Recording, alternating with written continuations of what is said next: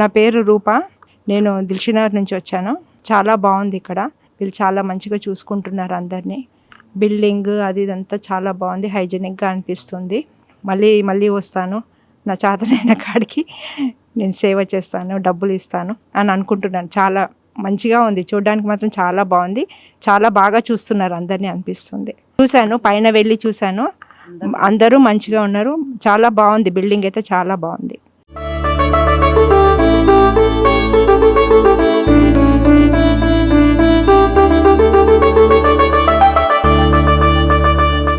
అమ్మా నాన్న అనాథాశ్రమంలోని అభాగ్యుల ఆకలి తీర్చేందుకు మానవతామూర్తుల అన్నదాతల సహాయాన్ని కోరుతున్నాము.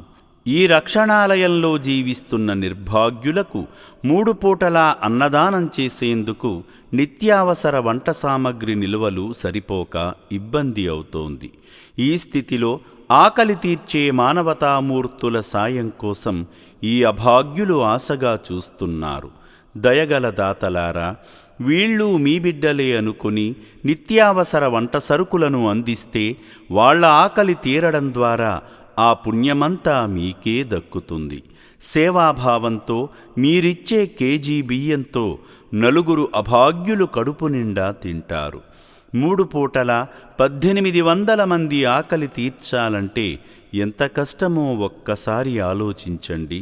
దయచేసి బియ్యము, పప్పు, నూనె, కూరగాయలు ఇలా ఏదైనా సాయమందించి శ్రీ పుణ్యలింగేశ్వరుని అనుగ్రహానికి పాత్రులు కండి.